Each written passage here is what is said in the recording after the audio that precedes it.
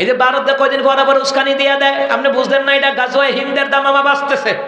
রাসূল বললেন কিয়ামতের পূর্বে গাজওয়ে হিন্দের জামামা যুদ্ধের দামামা বেজে যাবে। কথা কোন ঠিক কিনা? গাজওয়ে হিন্দ হিন্দুস্তানের সাথে যুদ্ধ হবে। ওরা মুসলমানদের কলিজার বাবরি মসজিদ ভাঙ্গা টুকরা টুকরা করেছো, এই ভারতবর্ষ ভাঙ্গা টুকরা টুকরা আল্লাহ করে দিতে পারে, শুধু সময়ের মাত্র ব্যবধান। কথা কোন ঠিক কিনা? গাজওয়ে হিন্দের সময় আজকে জেনে যান, আরো আগে শুনছেন কিনা জানি না, তারপরে আবার শুনেন। রাসূল বললেন কিয়ামতের পূর্বে গাজওয়ে হিন্দের যুদ্ধ যখন লেগে যাবে, মুসলমানরা তিনটা দল হবে। কথা কয় না? কয়টা? আরো জোরে কোন? কয়টা? তিনটা দল হবে। এক নাম্বার, তারা গাজওয়ে হিন্দের যুদ্ধ তারা করতেই থাকবে, হিন্দুদের সাথে ইহুদের সাথে খ্রিস্টানদের সাথে ইস্কনদের সাথে যুদ্ধ করতেই থাকবে। দ্বিতীয় নাম্বার যেই দলটা, ওই দলটা যুদ্ধ করতে করতে শাহাদাত বরণ করবে। রাসূল বললেন যারা শাহাদাত বরণ করবে তাদেরকে জান্নাতের ঘোষণা দিয়েছেন মুহাম্মদ সাল্লাল্লাহু আলাইহি ওয়াসাল্লাম। তৃতীয় নাম্বার হলো একটা দল ফলায়া যাইব গা। কথা কয় না? এরা ফলাই যাইব গা। আরে এখন হয়তো দেখা যায় বাংলাদেশের জমিনে সরকার পতন হওয়ার পরে তাদের কিছু, সবাই না, তাদের কিছু সেলাসামুন্ডা ভারতের দালালি করছে। কথা কন না কেন? আমরা যদি পাকিস্তানের পক্ষে কথা বলার কারণে রাজাকার হয়ে যায়, তাহলে এই দেশে খায়, এই দেশে পড়ে, এই দেশে ঘুমাইয়া যারা হিন্দুস্তানের দালালি করে ওরা ভারতীয় রাজাকার ছাড়া আর কেউ না। যারা ভারতের দালালি করে এরা দেশপ্রেমিক নয়। কথা কন ঠিক কিনা? এরা কয় আমাকে চিনি দিত না, দিচ্ছা পাকিস্তান 25,000 টন চিনি দিছে, তোকে লাগলে আমগো কইস। কথা কন ঠিক কিনা? আমি দেশ নিয়ে কথা বলি কেন জানেন? কবি মুহিব খান দেশ নিয়ে কবিতা লিখেছে কেন জানেন? নিজের দেশকে ভালোবাসতে হবে, রাসূল বলে গেছেন। সুবহানাল্লাহ বলছেন না? ও মুসলমান ইমানদার, আমরা ভালো করে বুঝে নেন, রাসূল বললেন একটা দল মুসলমান থাকবে কিন্তু কাফেরদের লগে মিলে যাবে। এখন হয়তো দেখা যায় হিন্দুস্তানের পক্ষে কথা কয়, মোদির পক্ষে কথা কয়। এই মোদি কিটা লাগে তো, দুলোই লাগে তো, মোদি কিটা রে? তুই কইলে পাকিস্তানের পক্ষে কথা কর, ইরানের পক্ষে কথা কর, মিশরের পক্ষে কথা কর, আফগানিস্তানের পক্ষে কথা বল, সিরিয়ার পক্ষে কথা বল। এক মুসলমান অপর মুসলমানের বন্ধু, হিন্দুরা মুসলমানের বন্ধু হতে পারে না।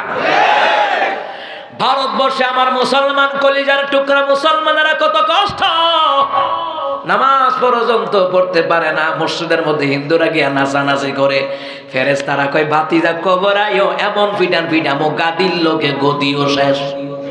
কথা কয় না? আর আমার বাংলাদেশের জমিনে কি হিন্দু খ্রিস্টানরা যত শান্তি আছে, ভারতবর্ষে আমাদের মুসলমান ভাই বোনেরা তত শান্তি নাই। কথা ঠিক কিনা? এই জন্য বললাম আমাদের মুসলমানদের বিশ্ব কবির নাম হলো কবি নজরুল, যার দিলটা মসজিদের সাথে আছে। কথা ঠিক কিনা? যার কারণে তিনি কবি নজরুল লিখে গেছে, অনেক সন্ধিক লিখে গেছে, হে নামাজি আমার ঘরে নামাজ পড়ো আজ, দিলাম তোমার চরণ তলে হৃদয়ে যায় না আজ, হে নামাজি আমার ঘরে, হে নামাজি আমার ঘরে নামাজ পড়ো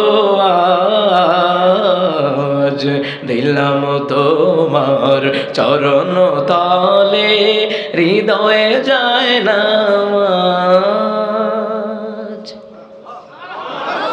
আর আসতে কন, গান গাইলে তাল উঠতো নাকি?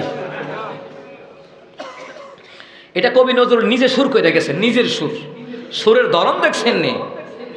আমি গুনাহগার বেখবর, নামাজ পড়ার নাই অবসর, চরণ ছোঁয়ায় এ পাপীরে, চরণ ছোঁয়ায় এ পাপীরে কর সারভারাজ, হে নাম নামাজি আমার ঘরে নামাজ পড়ো আজ দিলাম তোমার চরণ তলে হৃদয়ে যায় না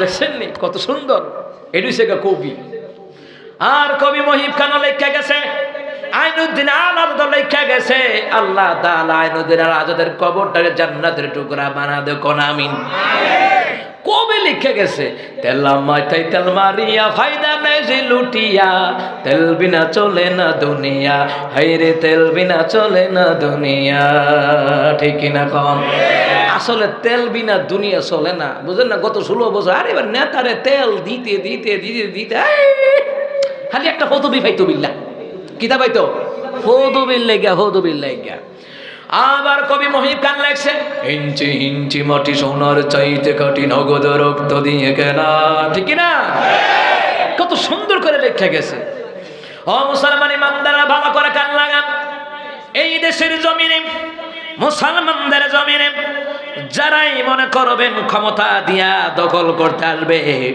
তাদের বিরুদ্ধে আমাদের প্রতিহত করার দরকার জোরে বলুন তো আছে না নাই ও মার জোরে কয় না আছে না নাই মুসলমান ইমানদাররা ভালো করে কান লাগান ও মুসলমান এই দেশের জন্য যারা জীবন দেয় তাদেরকে শাহাদাতের দরজা জোরে বলুন তো দান করে দিবেন কে এই জন্য দেশের জন্য জীবন দিলে লাভ আছে না নাই আর জোরে কোন আছে না নাই মুসলমান ইমানদাররা তাহলে বুঝলাম একটা দল হিন্দুস্তানের লগে যুদ্ধ করবে আর একটা দল পলাইব আর একটা শহীদ হইব নবী কয় হিন্দুস্তান গাজওয়ায়ে হিন্দের যুদ্ধ যখন দামামা বেড়ে যাবে অল্প সংখ্যক মুসলমানরা বেঁচে থাকবে ওরা যুদ্ধ চালায়া যাবে পিছপা হবে না এদের দ্বারা আল্লাহ তাআলা মুসলমানদের বিজয় আমার আল্লাহ দান করে দিবে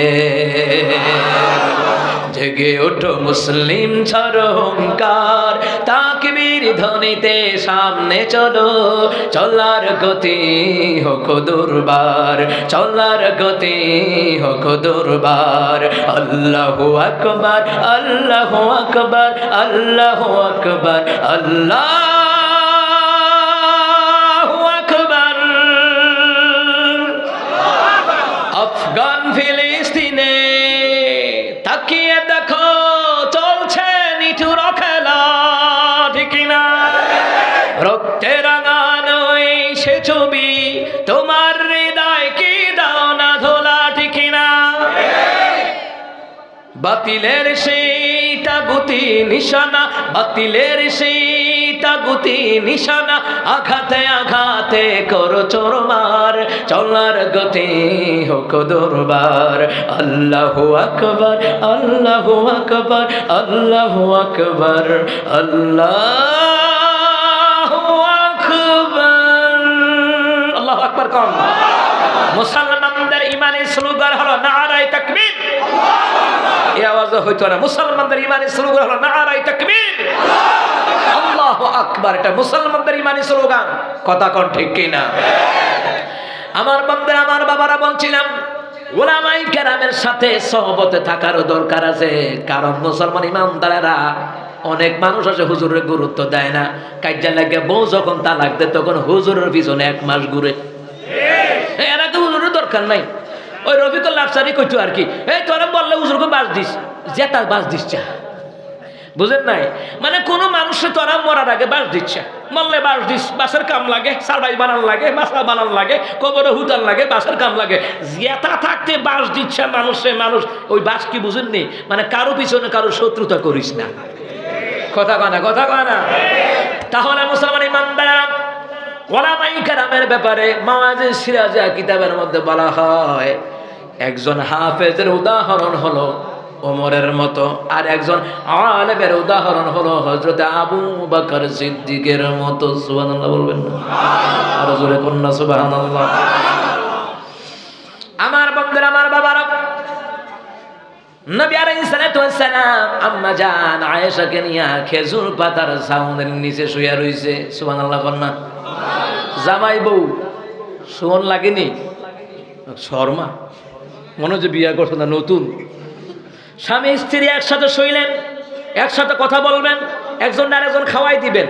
হাদিসে আসছে স্বামী যদি বউরে খাওয়াই দেয় আর বউ যদি জামাইরে খাওয়াই দেয়, প্রতি লুকমায় 1000 করে নেকি আল্লাহ তার আমল নামায় দান করে দিবে। তুমি বিয়ে করছো নি? বেয়াটা হইতে বিয়ে করে লিখছে মাশাআল্লাহ। অনেক আছে বিয়ে করে না, খুশির তেলা সুবহানাল্লাহ কইছে। আল্লাহ তার কপালো ফাতেমার মতন আল্লাহ যেন বউ দান করে, কোনা আমিন। আরো জোরে কোনা আমিন। আমার দেশে কত মানুষ বিয়ের জন্য পাত্রী খুঁজে, খুঁজেনি? কথা কয় না। গঠকে কি হাসা কথা কয় না মিশা কথা কয়? 1999টা মিশা কথা কয়। কথা কন ঠিক না? জিগা মাইয়া কেমন? ফুলার বাপে জিগা মাইয়া কেমন? মাশাআল্লাহ রাবিয়া বসরি। ও মা হেতে রাইতুলে গড় তাহে না, বুট কেলাবো জায়গা হেতে হরিমুনির মতো। কথা কয় না। এ যুবক কলিজার ভাইয়েরা, ফাতেমার মতন বউ পাইতে হইলে আলীর মতন চরিত্রবান হওয়া লাগবে। আর আমার আম্মাজিরা, মা বোনেরা যারা আছে এখনো বিয়ে শাদী করে নাই, যদি আলীর মতন জামাই পেতে চান আপনার চরিত্র ফাতেমার মতন বানাইতে হইব। কথা কন ঠিক কি না? মুসলমান ইমানদাররা, তাহলে একজন আলেম অগণিত লোককে নিয়ে জান্নাতে নিবে, আর একজন হাফেজ নিবে 10 জন। কয়জন? এটার উদাহরণ হলো ওমর এবং আবু বকর উদাহরণ। রহমতের নবী খেজুর পাতার ছাউনের নিচে শুয়ে রয়েছে। রহমতের নবী জিগায় আয়েশা রাতের বেলায় স্বামী স্ত্রী গল্প করে, এটা রাসূলুল্লাহর সুন্নাহ পদ্ধতি। সুবহানাল্লাহ কয় না? জামাই বউর লগে কথা কইব, বউ জামাইয়ের লগে কথা কইব। কথা কোন ঠিক না? হুকুম কার? কথা কেন? হুকুম কার? ও মা হেতে বিয়ে করে লাইছে, সাক্ষী নাই। কো সাক্ষী কে রাখো? তোমার চন্দ্র শুধু সাক্ষী রেখে তোরে বিয়ে করছে। ও মা এটা বিয়ে ঠিক না, কদিন পরে এবিডিরে ফালাই যেতে গেছে গা, আর এবিডি কি করবো? কাম করে বাসায় বাসায় খাওয়ানো লাগে। আসেনি? কি ফার্ম পট্টি দেয় ভাই, কি ফার্ম পট্টি দেয়। জান তুমি চিন্তা করো না, চন্দ্র সাক্ষী সূর্য সাক্ষী নাই, আইব সাক্ষী দিত। চিন্তা করেন কত ফার্ম পট্টি দেয়, কত মা বোনেরা, অনেক মেয়েরা প্রতারিত, আবার অনেক হুলাহনও হতারিত। কথা কয় না? ফুলা বানা মায়ের ফেন একটা হাসি দিলে এত হাকুল হয়েছে, আরে ভাই এটা আরে মনে ভালোবাসে। না না, ওই মাইয়া তোমারে ভালোবাসে না, ও হাসি দিয়ে বুঝাইছে তোমার 10 জন, তোমার তো আইফোন খায়াম। কথা কয় 16 Pro Max। কথা কন ঠিক কিনা? আমার ভাইয়েরা, এই জন্য কোরআন হাদিসের ইলম অর্জন করে চরিত্রটা আলীর মতন বানান, ফাতেমার মতন বউ আল্লাহ তাআলা মিলাইয়া দিতে পারে। কথা কন ঠিক কিনা? ও তুমি বিমা ফ্যান করবা 60টার লগে, হেতাই 14টার লগে করবো। ও তোমার চরিত্র যেমন, ওই আল্লাহ তোমার কপালে এমন চরিত্রবান বেডিও মিলাই দিব। কথা কন ঠিক কিনা? বুঝিয়া রাখেন। ফাতেমা রাদিয়াল্লাহু তাআলা আনহা স্বামী সংসারে এত কষ্ট করেছেন, কোনদিন স্বামীর বিরুদ্ধে অভিযোগ করে নাই। সুবহানাল্লাহ বলবেন না? আর আমার দেশের ফাতেমা বিউটি পার্লারও যায়। শহরের বন্দর তো বিউটি পার্লারের অভাব নাই, ঠিক না?